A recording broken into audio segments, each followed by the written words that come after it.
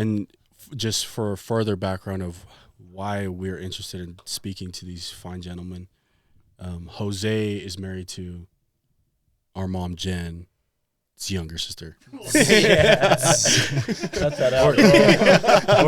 or your aunt. Your aunt. Yeah. That's a better way to say it. Jose is married to our aunt, our mom's youngest sister. Hello, everyone. Thank you for joining us today on the Matua Boys Podcast. We've got another good one for you today. However, if you haven't already, go watch the previous video. We'll link it here in the channel, because we had the opportunity to listen to two brothers who are near and dear to us, and it was amazing. And so amazing that we're going to do it again today. We've got another set of brothers that we're going to have a conversation with.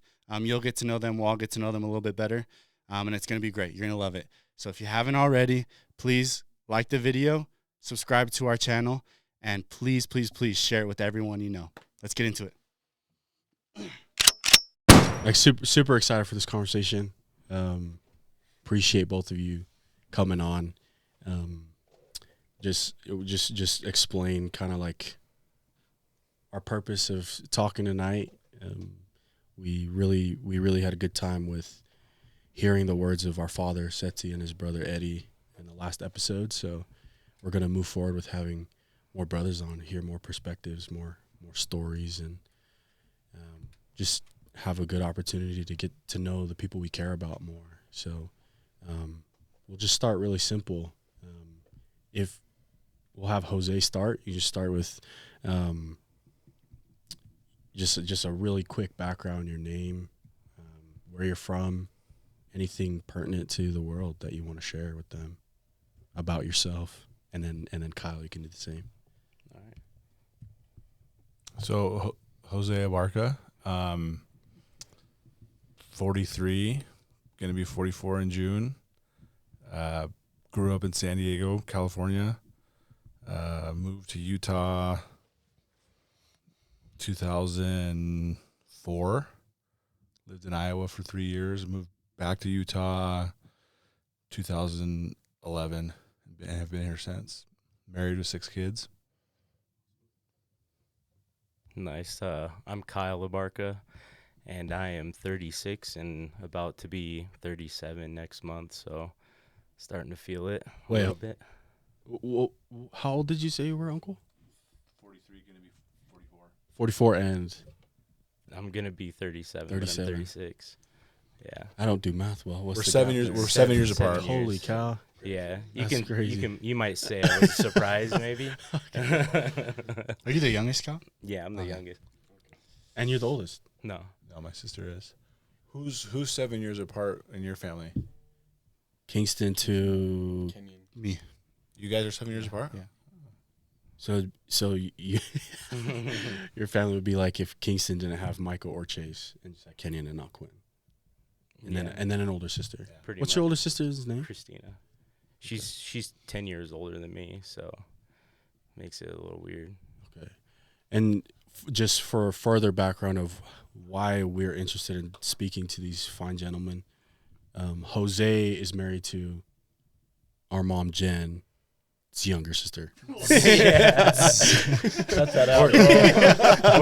or your aunt. Your aunt. Yeah. That's a better way to say it. Jose is married to our aunt, our mom's youngest sister.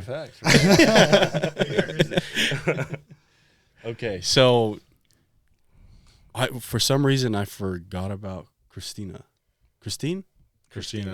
Okay, so we really appreciate the perspective and learning from people who have sisters, because we don't have any sisters. Sometimes a few of us act like sisters, but that's beside the point. So as a footnote, Yeah. you forgot Christina. So have you met Sophie? Yeah. So Christina is Sophie's mom. Oh, okay. So tell us about like growing up together. That's a huge age gaps. So Yeah. I mean, you guys were going through school at different times. What was like the relationship at home growing up as siblings? You could go. Like, yeah, it was different, you know, like he was much older than me. So like I didn't really hang out a ton with kids my own age. Like I had my group of friends, but him and all of his buddies were always over playing basketball and stuff. So I was always trying to hop in and mess around with these guys. So I still remain pretty close with his buddies as well. So, and obviously my own, but that group has kind of changed over the years. So, but yeah, it was good. We probably had our fights and stuff, none that I can really stand out or anything, but you know, he was always pretty good to me, like always took care of me and stuff. So like anything I needed for like sports, if I asked him, he would make sure I had it and stuff. Yeah. Anything to add? Yeah, so I mean, what's interesting about me is I have like we added one, but I've been like best friends with the same group of guys since like third and fourth grade. Still? Yeah, guys from Ramona. Are they all here? No. Are they all Where's here? Sorry, in Utah. Utah. Yeah. No one's in Utah. This So is you. no. But you're still close with them. Yeah, I'm still so there's Derek Road, there's Scott Carr, Yeah. and then there's I've heard of Scott. I've heard that name, right? Yeah, and then James Page. So, and then we added one like in middle school, a guy named Robert Bash. But Okay. So you're saying so he's really close with like my Oh, friends, okay. like Scotty and Jimmy and Yeah. Road. Like, I mean, but when you were a senior in high school, you were in like 5th grade, 6th grade, Something like that. But Yeah. you'd still keep up with them and Yeah, and hang yeah, out. yeah.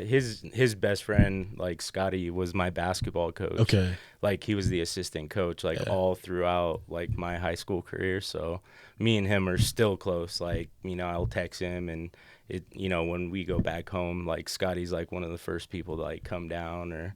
Oh, but- That's sweet. Scotty came on that trip with us to Flaming Gorge. yes, Yeah. Oh, Okay, yeah. okay. I the remember infamous him Flaming Gorge. Oh, that's an entire episode on its own. Like just digging into that, because I mean, Were you in Cassie Berry? Yeah, I mean that was like 2006 or 7. now. something Long like time that. ago. That was Quinn wasn't there. It was just the 4. So he was still a baby. That was that wasn't your first introduction to the colleges because you knew them already from back home. Yeah, we were married. We were living at we were living at your grandma Karen's house. In Lehigh. No, in the Avenues. Remember that? Oh. Where did you fit there? Do you guys remember that house? Yeah. Remember upstairs where there was like Yeah. there was a weird Like 20 upstairs, chess sets up there. Yeah, I and do then there was like a Kitchen. there was a bathroom Yeah. that had like a short ceiling.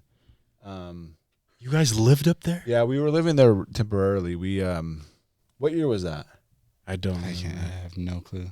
It must have been because I graduated undergrad in 08 or 06. It had to be 07. And then 08 I graduated from my master's program, and then that's when we went out to Iowa. So I think there was like some period In between. in between moving from Provo when I was going to BYU. Then I went to the U to get a master's, and we bought a townhome in West Valley. I think in between that we lived there for a few months in the because summer. it was, Wow, I never knew that. it was right after we sold our house in West Valley, but before we moved to Lehigh, so it would have been somewhere in 2007. For sure. Because Mom and them were going on that last youth conference with. Yeah, but National we Thanks did. Board. Yeah, okay. That's Dude, hilarious. You have a good memory. Yeah. I'm the oldest too. Yeah. But so So Scotty was on that Scott trip. went on that trip, and Cassie's friend Chelsea? Chelsea was on that Yep. trip, and your Uncle Nick's family was they were actually staying with Grandma Karen where we were living, so we got kind of got to know them a little bit. And Oh, then- really? And then Oh, when they came on the trip, they stayed with Grandma Karen yeah, before, they prior were, to that. because they were in Utah, and then that trip happened. Flaming So how old Gorge. was Quinn? Quinn was like with the Bushnells or something. He was a baby or something, or 3 years old, 4 years old. But me, So I would've Kingston, Micah, myself, and were you there? I actually don't know. I might not have been. Some people listening to the podcast are going to be bitter about what I'm about to say, but we were bummed because we were at, there's 2 camps, right?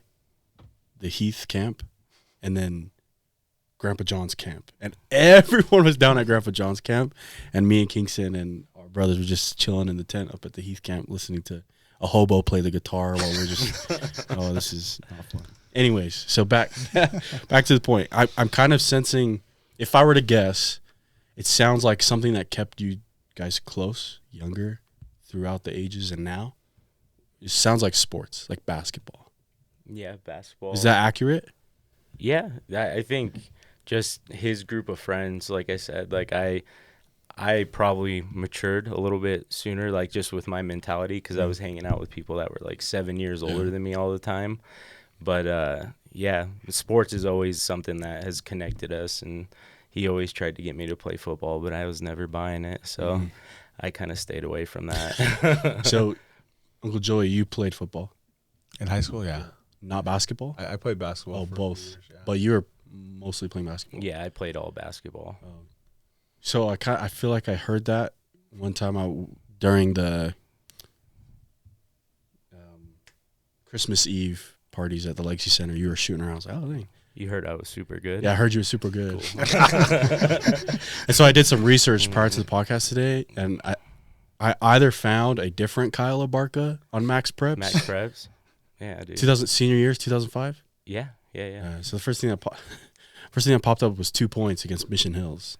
Yeah, Mission Hills, they were bad. I wasn't a I wasn't a shooter. Point guard, huh? That was a point guard, Okay. yeah. So you have to look at the assist columns.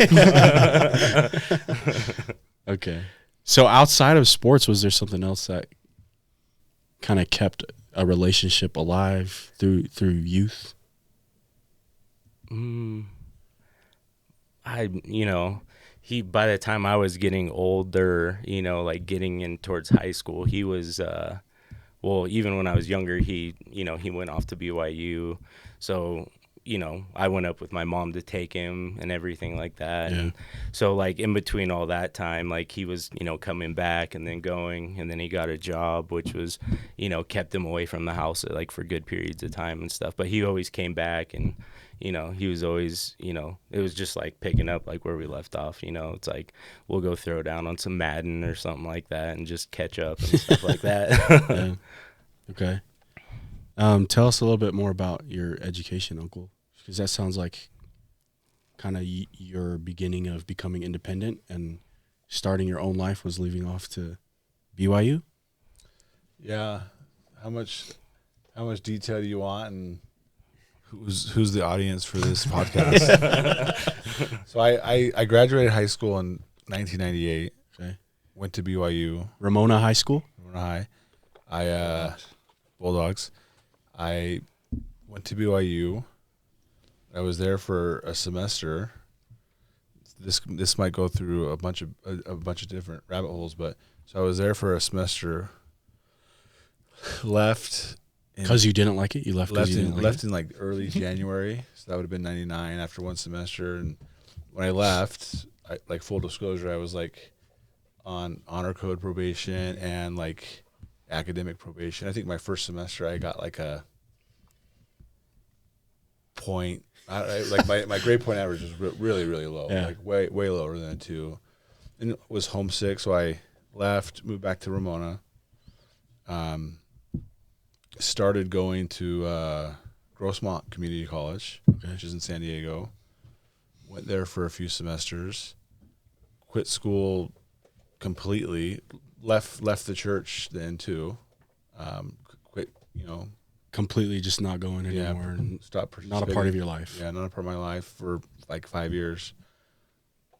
When I quit school, I worked as like a landscaper and then a roofer.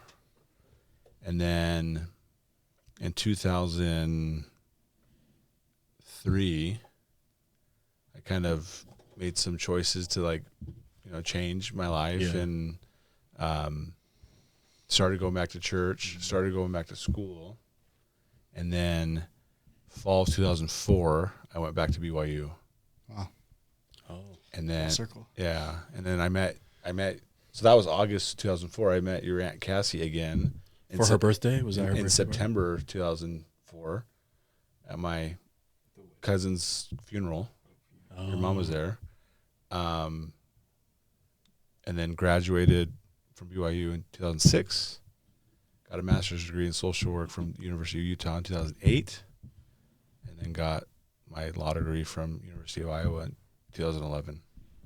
What was your degree at BYU? What did you get your undergrad? Psychology. Oh, psychology. So if you're doing the math, I was 30 going on 31 when I graduated from law school. So it's never too late to like get an education. Yeah. Seriously. Dang. Psychology, social work, and then you went to law school. Yeah. I always wanted to be a therapist growing up. Okay. And so when you go and get a master's degree in social work, yeah, you can become what's like called a licensed clinical social worker, LCSW. Yeah. And you could do therapy. So did you do that at all? No. You were just education back to back to back. Yeah. What happened was I had a roommate at BYU who was going to law school. Yeah. And he and his friends would be at our apartment and they'd be talking about the LSAT and stuff like that. And that kind of piqued my interest. But I'd already gotten into BYU and the University of Utah's Masters of Social Work program. So I was like, I'll just go there, keep researching, figure out if I like it. And so by the first year of my master's program, I was like, yeah, I'm going to go to law school. And so, yeah, I went to law school right after. Iowa. Had Jackson before going to Iowa, right? I'm pretty sure. Yeah, I had Jackson when I was in my master's program. Had McKenna spring semester of my first year of law school, and then had Jace fall semester of my third year of law school. Wow, that is so crazy. Yeah. So I'm going to rewind just a little bit. You mentioned something about after quitting school, you had a phase of time where at the end of it, you made decisions to, for the lack of better words, kind of put your life on a track that you desire, like make better choices. I don't know. Yeah. Do you remember that at all? Yeah. Because if I'm kind of like trying to match the timelines up, right? You're about graduating high school at the time. Yeah, I was like junior, senior year. I graduated in 2005 from Ramona. So sorry, that's what Max Prep said. Yeah, it's like right around. Yeah, you already brought that up.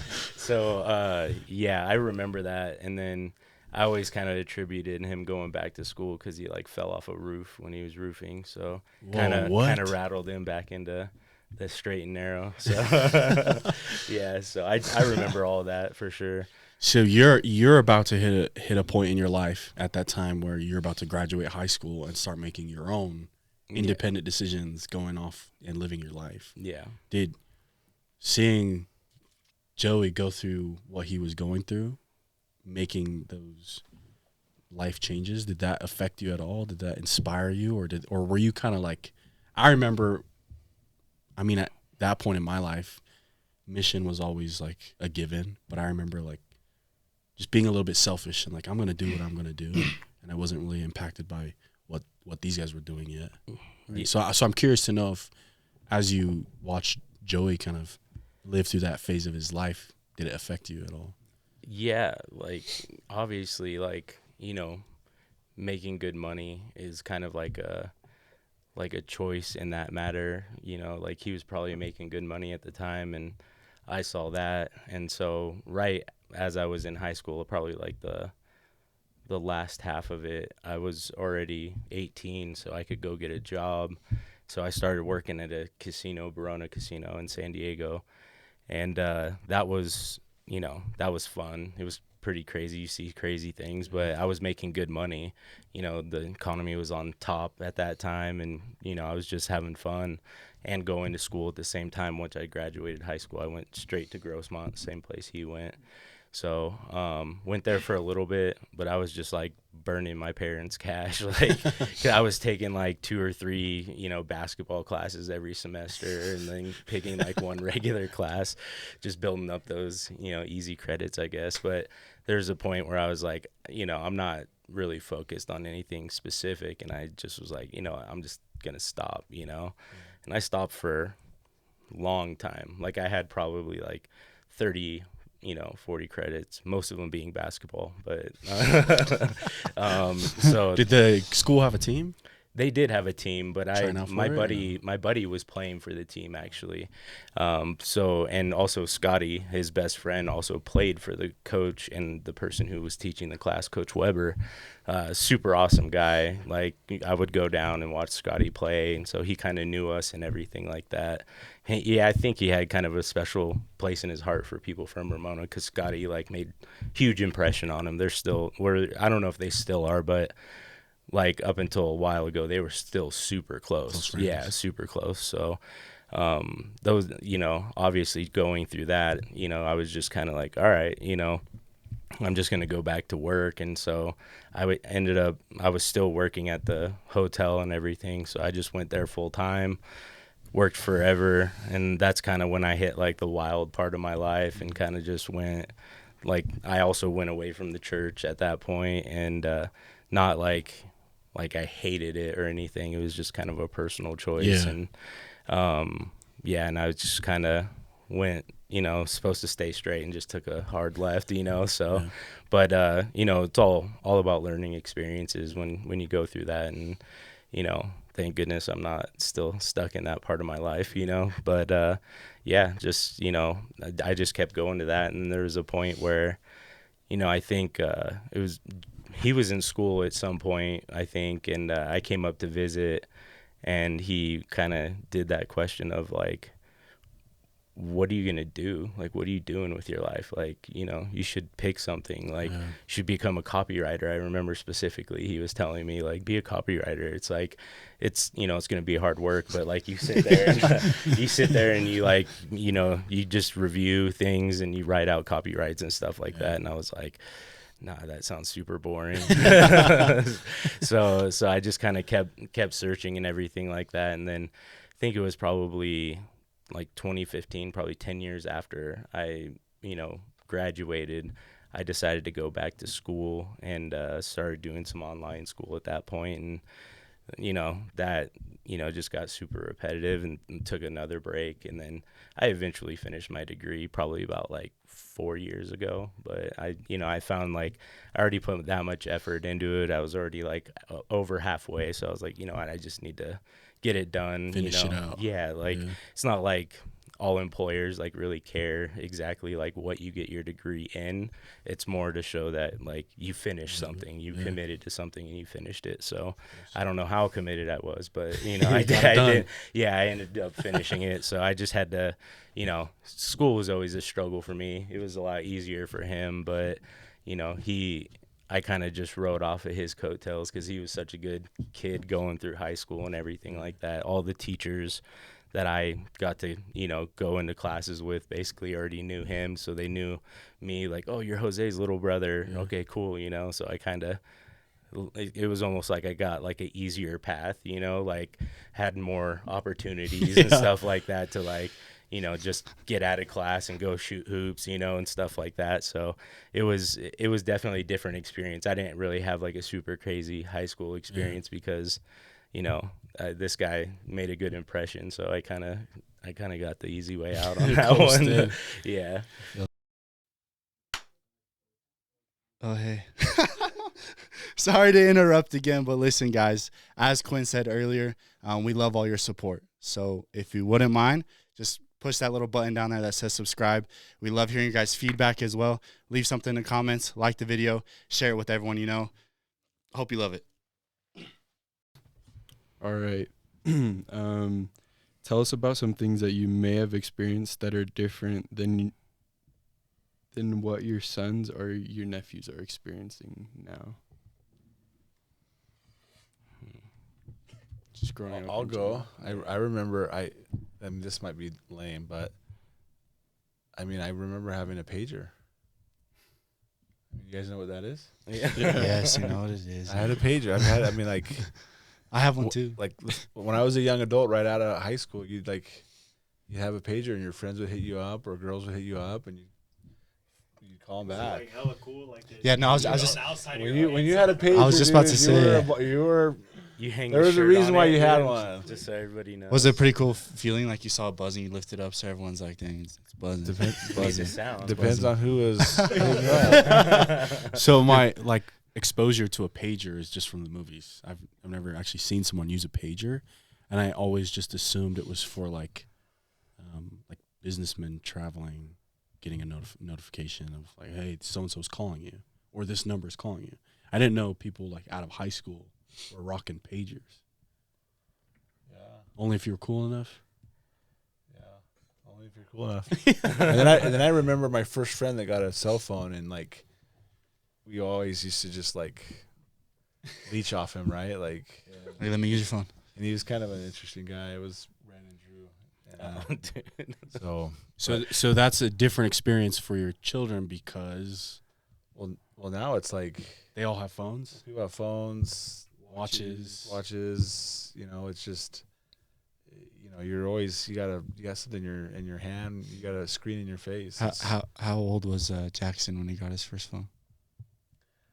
I thought he was gonna say I don't- he's got a phone. I don't remember. I know that Jace got his earlier than Jackson and McKenna.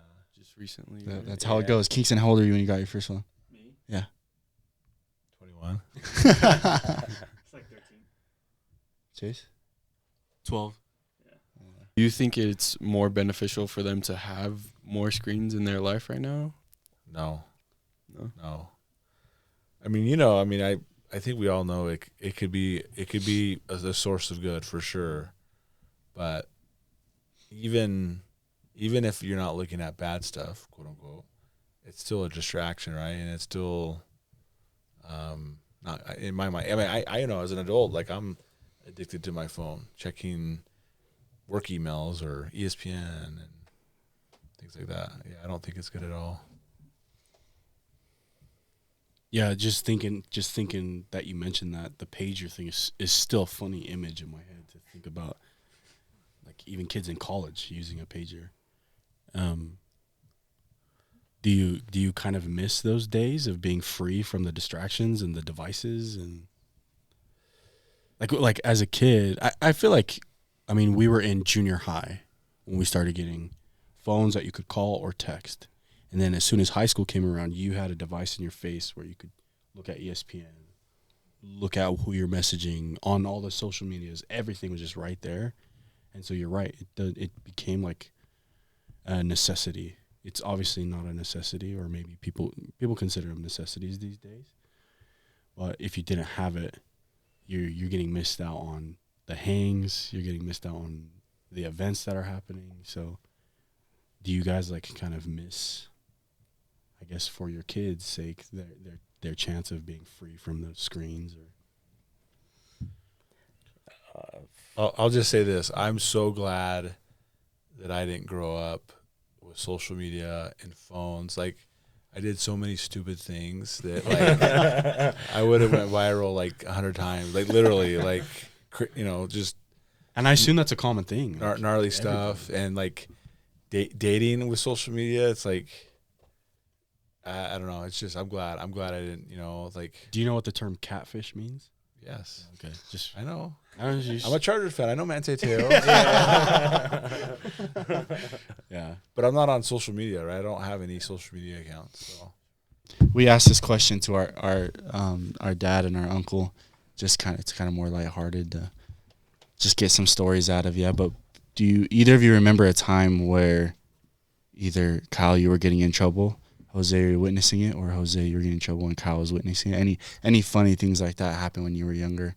Any events that stood out where you were? I don't know if hostile was anything like that. Yeah, I don't know. I don't remember Kyle ever getting in trouble. Yeah, I was a pretty. So you were the troublemaker? I was. No, he wasn't like the literal troublemaker. Our When- sister was. When I got into a little bit of trouble junior high school. I got into some trouble then, and then senior year I was good. That's why I was able to get into BYU. And then when I came back from BYU, I didn't necessarily get into trouble, but Yeah, I don't really remember. But I wasn't doing. I got kicked out of the house once or twice. Yeah, I remember those. Definitely wasn't funny though. I was bummed when he get kicked out? When he got kicked out. Yeah. For how long? That was the longest. Dude, I remember you were out for a while when you were at Bash's house. Yeah, a couple months. I mean, I was in my early 20s, right? Yeah. Like so. Oh, gotcha. Yeah, Yeah, I so wasn't. I was thinking. I wasn't like in high school. I was like. I was like, whoa. I was 13. I got booted. And I would have been like 6 years old, dude. yeah. I don't remember That's true. that. Yeah, no, nothing too crazy or nothing that I probably would want to share. Gotcha. Okay, piggybacking off of that, we've talked a lot about like your relationship and how you guys kind of got along, or what similarities you had growing up. What about the biggest differences growing up? I know age was a big one, but what has continued now that you've seen yourselves, whether it's just differences in work, all that? I mean, from what you guys have already said, it's such different lives, but growing up, what has continued to be so different in your lives between Kyle and Jose?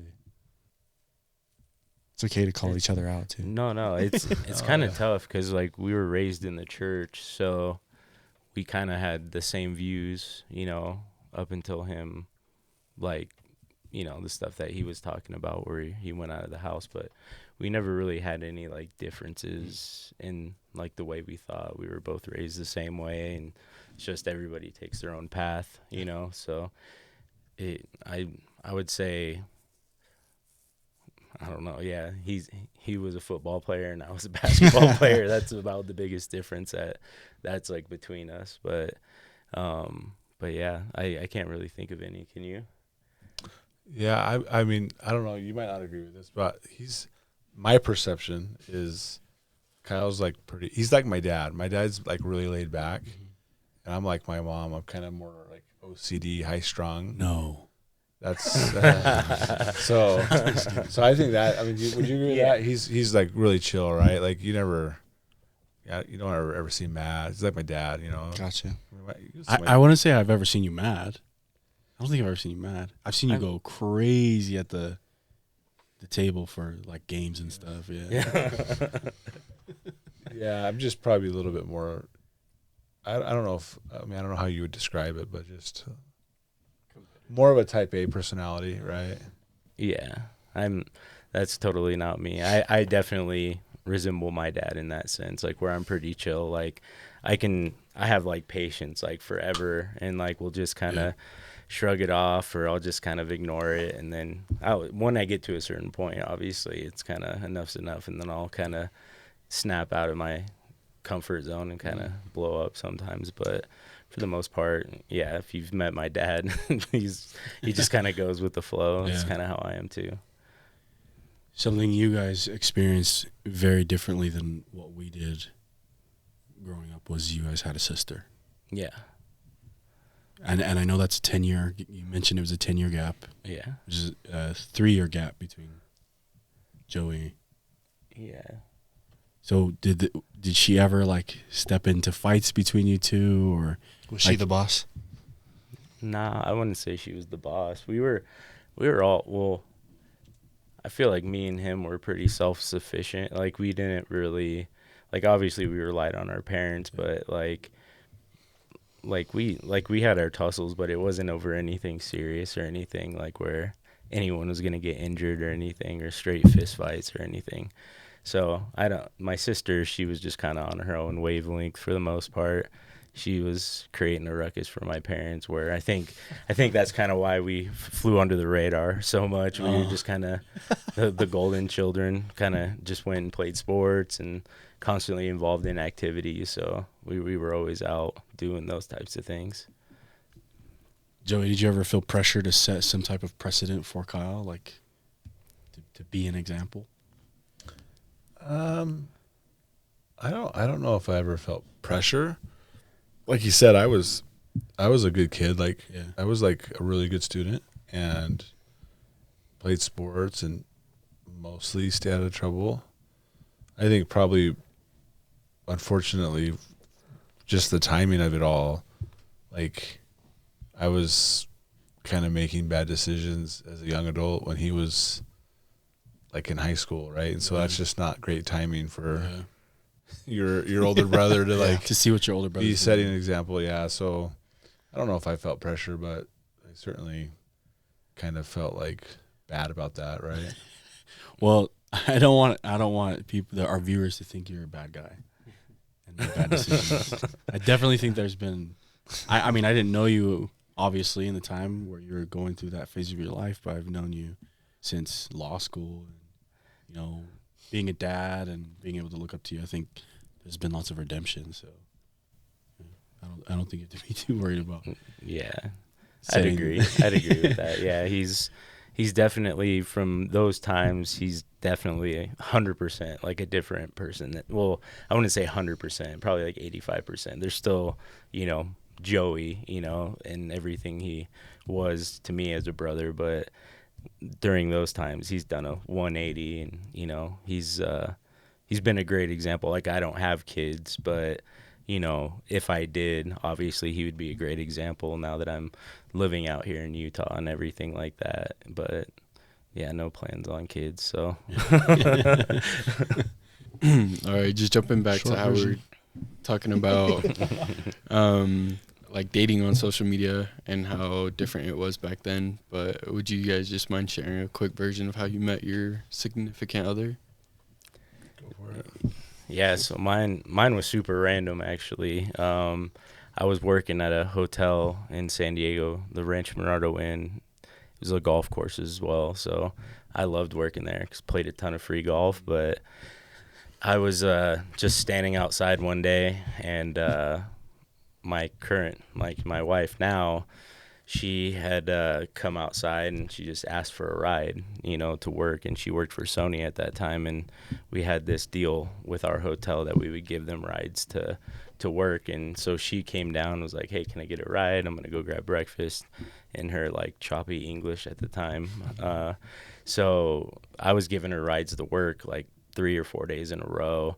And so I still didn't really even know anything about her at that point. Like, she actually had a boyfriend when I first met her. And 3 out of the 4 days she was on the phone, like arguing with him, so I didn't really have the opportunity to even talk to her. But the last day she was on the phone, got off the phone, so I got an opportunity to chat with her. So I kind of, messed around. And I was like, so did you get to see any of San Diego? And she's like, no, I didn't really, I flew in and then came here to this hotel, and I haven't really done anything yet.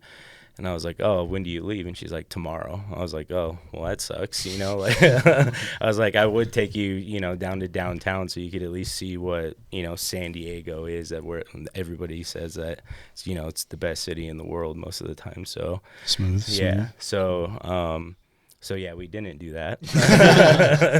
So she like on the very last day I came back to work, and I worked an early morning shift, and I didn't see her the entire shift, but I had like just changed in our bell room, and I'm walking out, and she's just sitting in the lobby, like waiting for her car that is going to take her to the airport.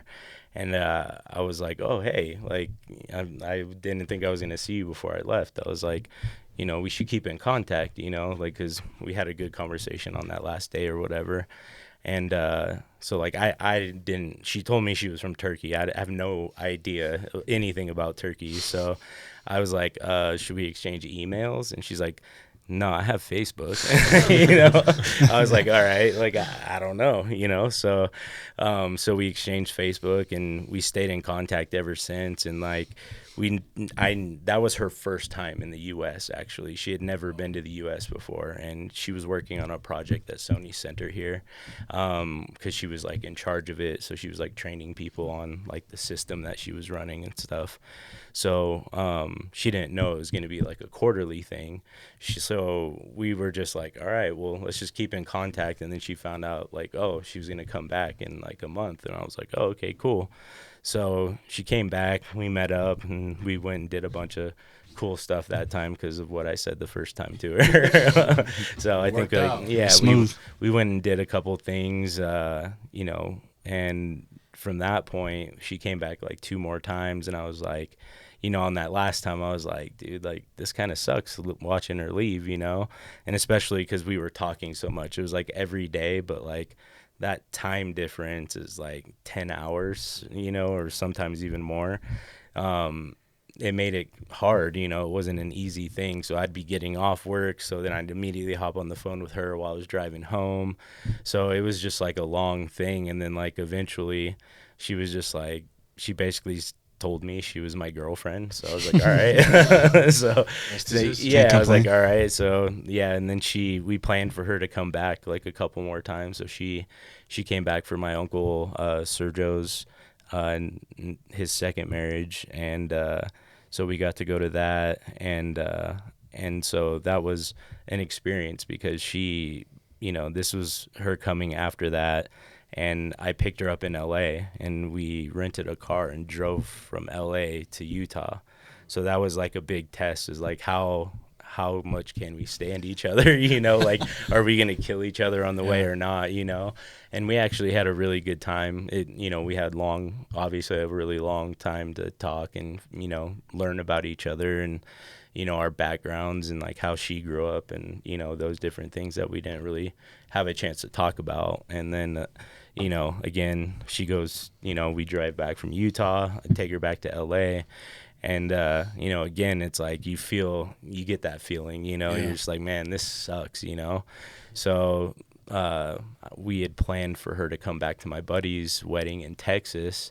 And I remember having the conversation with my mom, like, hey, like it sucks every time she leaves. Like, I actually am like really bummed. Like all these other girls I've hung out with, like, they're there if I want to hang out with them. But like, for some reason, this feels different, So I told her, I was like, I think when I go to my buddy Jay's wedding, I'm going to propose to her. And so my mom was like pretty shocked, So yeah, that's what happened. I proposed to her, and now it's like 7 years later, like she came here, and we literally started from the bottom, had nothing, got lucky on an apartment through one of her friends that was working here, and just worked our way up from nothing to now being homeowners and living here in Utah, being close to my brother and his family. Being in California, it's just a constant grind, so I didn't really have a huge opportunity to be out here and like watch my nieces and nephews grow up and stuff. So when we had the opportunity to buy a house in like such a close vicinity, 10, 15 minutes away from my brother, it just felt like the right decision. California was kind of heading south, and, there's a new opportunity, and the opportunities just kind of lined up for my wife and everything to work remote and everything for Sony. So yeah, that's, we've had like some really good opportunities, and we've worked hard to get to where we're at, and still working hard. Good to hear. Yeah. That's awesome.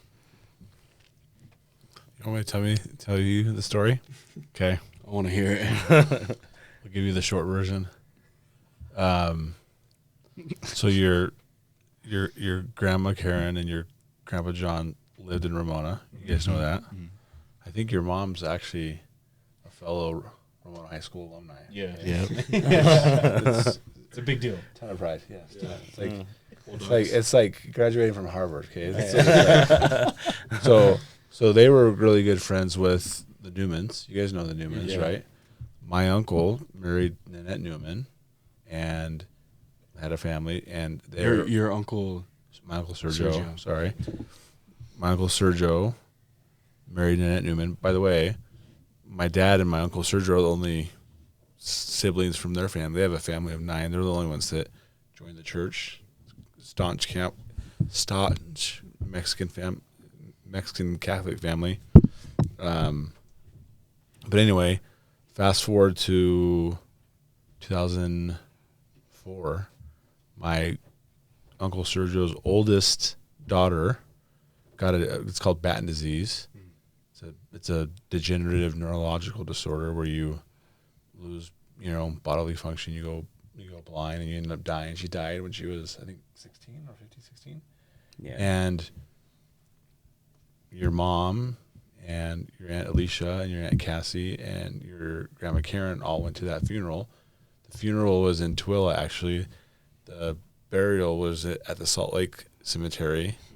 And that's where, because we knew the Colwitches from Ramona, that's where I met your Aunt Cassie for the first time.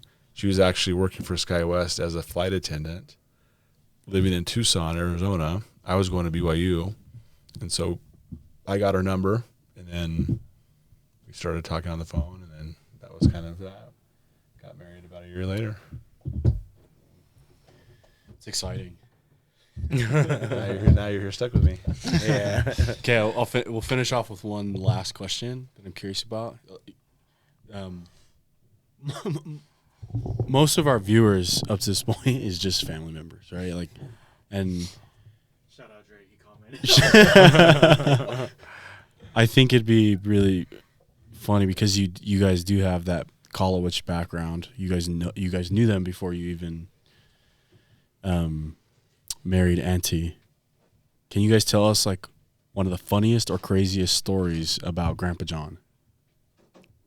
All of mine are recent, so Like just generally? In I general. was too young. I think it'd be fun just to hear some stories, or just one story that immediately comes to mind.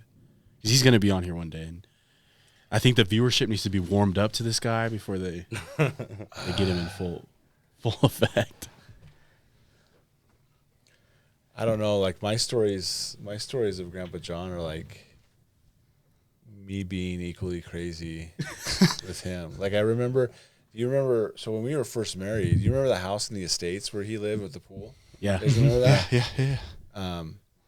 I remember so when we were first married, you know, I was a college student. Cassie was working for Sky West. We didn't have a ton of money, so we would fly down to San Diego a lot because it was like on Auntie's benefits. Yeah, free flights, and then we had somewhere free to stay. So Yeah. it was awesome. We flew down there a lot, and I mean, I remember one time we were down there at that house, and I think we were binge watching 24. Sounds Bauer. sounds about right. And I remember like one time where I think Grandpa John was like laying on the couch, and I like freaking mooned him like And he did it right back. Well, he just goes crazy. You know, he goes crazy Yeah. and like starts cussing and stuff like that. That's one like early memory I have of him. That's awesome. That's nice. You got any, Kyle? No, I was really young for early John, but You should be so grateful. yeah, I kind of am. I'll say that. Let me say that. I'll say this about your Grandpa John. Like, he's a acquired taste, right? He's acquired taste, but if you can kind of see, through all the BS, he's actually really like, one, he loves you a lot, right? One, but two, he's actually trying to teach you something. Yeah. There's actually like a legit lesson in, like, because I've seen that in my life with him. I'll give you an example, then I'll stop. But like, when I was first out of law school, we would go down to San Diego for vacations, and you know how he's kind of like annoying, like way annoying, right? Yeah. And he would always like be like, "Have you know? Do you have any clients yet? Do you have any like who have you called? Have you called this guy? Have you called that guy? Why haven't you called these people?" Like he'd say that every time. It's like, dude, just shut up, man. Like, you're so annoying. Like, but he was being him, but what he was really teaching me was what I really needed to become as an attorney and to get my own business, right? And he was like asking me questions to get me thinking and to Pushing you to a point where out of your comfort zone by doing that. And he was doing it in his own way. But if you can stop and like see what he's doing, like there's actually like he was trying to like he cares about you, right? Yeah. No, I totally get that. I feel like growing up, I don't know how my brothers felt about him, but we were the first grandkids and had first exposure to Grandpa John. And I remember so vividly, like, sometimes being scared of the guy, most of the time being annoyed by him, and then whenever he'd come around, it's like, I like, it's hard. It's so hard to be around Grandpa John. And then as I started getting into junior high and high school, I started like just loving the guy to death because he just always brought energy. And then just like you're saying now, whenever I get a chance to have a conversation with him, there's Grandpa John. And you first meet him, you're right, it's an acquired taste, but he really does care. And it's fun to kind of like myself mature and then kind of see, oh, like Grandpa cares and loves, and he's just his own person. So it's cool to see that perspective. Yeah. Hard to see sometimes, but You guys got anything else? Nope. I'm good. Guys got any last words that you'd like to leave for the world? If not, we're wrapping up. So I've got some words for you boys. yeah, we'd love to hear it. I want to hear this is from the heart. You've got an awesome mom. You guys are lucky to have the mom you have. She loves you guys. And Thank your you. dad. Yeah. And your dad. And your dad's a awesome person too. Yeah. I actually, like, I see your mom more often than I see your dad, but your dad is one of a kind, man. Like, Yeah. I enjoy being around him so much, and he's a good example through and through. Like, Yeah. I know he says he had his rough, edges when he was growing up, but, to see someone and, own up to it, but also attribute it to the person he is today, learning those lessons is like, you guys are definitely lucky to have those two as examples to follow through with. And but yeah, just you guys are super lucky, which we are too, to have our parents still and be able to, cherish the memories and keep making them, so but yeah. Appreciate it. Yeah. We actually, I know my brothers appreciate that as well, hearing that from the heart. There's phases of our lives where we're with our parents every single day, every waking moment. Like, we would be our own obnoxious selves, and just the effect of that is parenthood, right? And so, like, we received discipline, we received learning, and ultimately we received love from our parents. And I can admit that it's hard to really be grateful for that and notice it as a young kid. But now having my own children, I've gained new respect for my parents, and it's always good to hear what other people think about my mom or my dad. So we appreciate that. Yeah. We really appreciate having you guys on. Hopefully we can do it again sometime. But thanks for chatting with us and sharing your wisdom and sharing your experiences. So Thanks for having us. Please let us know in the comments what you want to hear from us, who you want on, anything. We want to hear your feedback. And don't forget to hit that like and subscribe. We need it. I'm not going to lie. But we love you all. Hope you all have a great day, and we'll see you next time.